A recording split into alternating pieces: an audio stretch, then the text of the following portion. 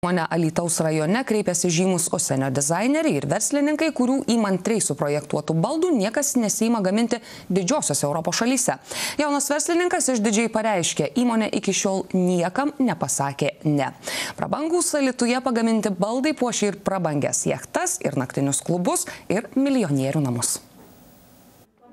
Prabangiuose jachtose, kruiziniuose laivuose, naktiniuose klubuose lietuvių rankomis gaminti ištaigingi baldai. Keli kilometrai nuo Alytaus, Genių kaime, ambicingi alytiškiai gamina tai, ko nesiryžta gaminti net žymiausi užsienio baldžiai. Nestandartinius baldus gaminančios įmonės Arpolis vadovas Paulius Žemaitis turi kuo pasigirti. Prieš 6 metus su keliais bendraminčiais pradėjus nuo prekybinių stendų gamybos, šiandien įmonė įgyvendina įmantriausius žymių užsienio ir Lietuvos dizainerių sumanymus. Baldus gaminti atėjo netikėtai visiškai, ten tiesiog taip gavosi, kad reikėjo kažką veikti. Gavom pinigėlių truputį, paskolino pažįstami žmonės ir sakom, gaminkim baldus. O pradžiai tai buvo tik tai plytelių stendai, buvo patys elementariausi plokščių rinkiniai, kuriuos parduodom klientams, kurie buvo pažįstami pradžioje klientai ir sakė, mes pridarydom labai daug broko, bet jie vis tiek nupirkdavo iš mūsų. O paskui po truputį mokinomės, judėjom į priekį, po metų pagaminom pirmąją virtuvę ir iki dabar, kiek žinau, dar stovi jinai. Įmonės vadovas pasakoja, kai kurie užsakymai priverčia verstis per galvą, eksperimentuoti, ieškoti būdų, kaip įgyvendinti iš pažiūros neįmanomą projektą. Paulius svarsto, kad tai galbūt ir yra pagrindinis įmonės variklis. Kiekvienas užsakymas iššūkis darbuotojams. Vėliau šie gali didžiuotis, kad gaminiai puošia žymių Lietuvos ir užsienio žmonių namus. Procesas yra labai ilgas, kol jinai šveičiama, primatuojama, gręžiamos skylės, paskui vėl atgal šveičia tą gruntą visą, kad būtų švelnu, gražu viskas. Ir tada vėl į dažymą, ir vėl viena pusė dažoma, kita dažoma. Paulius atskleidė, kad įmonės pagamintais baldais apstatyti žymiausio Lietuvos dizainerio Juozo Statkevičiaus namai. Dizaineriai būna, kad prisigalvoja tokių dalykų, kurių net techniškai neįmanoma gyventi, prasme prie geriausių norų, bet mes tada sėdam prie stalo, žiūrim, kokius turim galimus techninius sprendimus, o tų, kurių nežinom, tai darom bandymus, aiškinamės, išsiaiškinam ir pagaminam. Dar nebuvo tokio gaminio, kurio negalėtume pagaminti. Jaunas verslininkas pripažįsta, įkūrus verslą pradžia nebuvo lengva. Kelis kartus alytiškis rimtai svarstė visko atsisakyti. Nemaža paspirtis įmoniai, pasak Pauliaus Žemaičio, buvo ES struktūrinių fondų teikiamos galimybės. Pasinaudojęs Invegos administruojamomis priemonėmis, verslininkas gavo paskolą būtinai technikai įsigyti. Tuo metu, kai bankai visi kiti mums nedavė paskolos, mums davė Šiaulių bankas tuo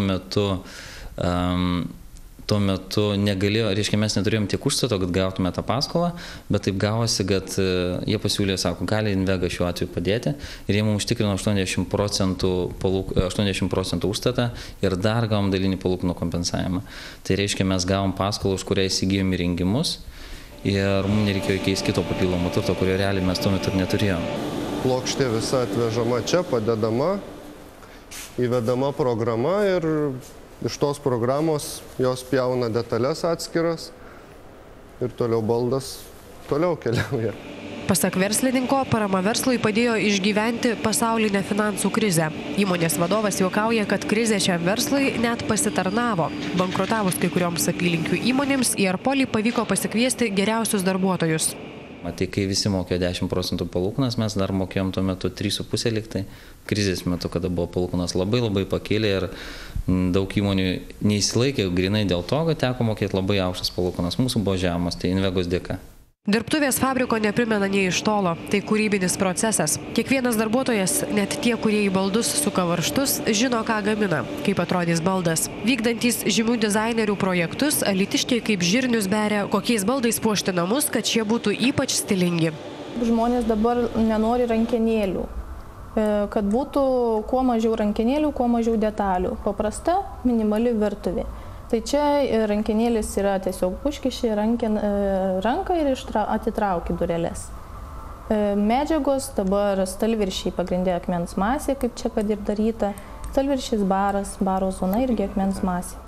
Šiuo metu arba blizgus, arba matinis dažymas. Bet jo vis daugėja ir šiuo metu pradedam gaminti į valdovų rūmus gaminius ir labai daug irgi dažymo. Viskas dažosi. Vienu žodžiu, populiaru dažymas šiuo metu. Jau tie seni baldai, kur buvo anksčiau naudojami tie laminuoti, jau nelabai kam įdomus.